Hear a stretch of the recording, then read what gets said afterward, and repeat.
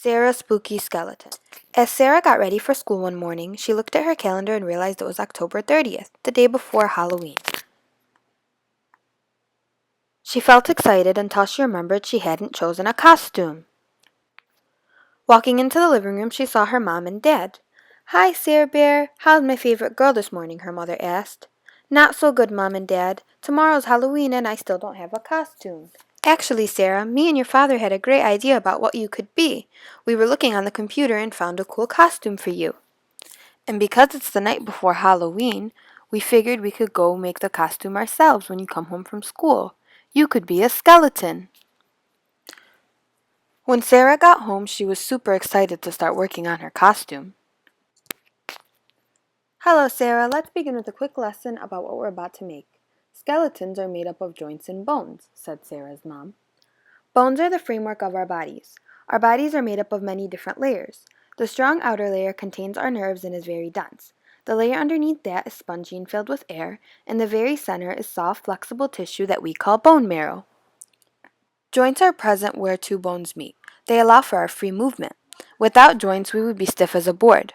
There are 4 types of joints in the human body, and they all have different functions. There are hinge joints, pivot joints, ball and socket joints, and gliding joints.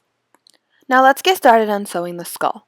Our skull is made up of many bones. It functions to protect our fragile brain. Our skull contains sockets for our eyes, nose, and ears, as well as our teeth, cheekbones, and jawbone. Now on to our neck and spine. Our neck is part of our spine and connects to the skull in order to keep it upright. It also allows us to twist and bend. It is made up of strangely shaped bones that stack together with springy discs of tough cartilage to form an S shape. Cartilage is tissue that is softer than bone but still strong and flexible. Our spine provides us the stability that some animals don't have, like octopi. Our shoulders are made up of bones and joints. They are made up of the right and left clavicle and the right and left scapulas. They are also made up of ball and socket joints to help with movement. They also connect to the humerus. The arms are made up of 3 long bones, the humerus, radius, and ulna. Our arms have given us the ability to build skyscrapers and climb trees and arm wrestle.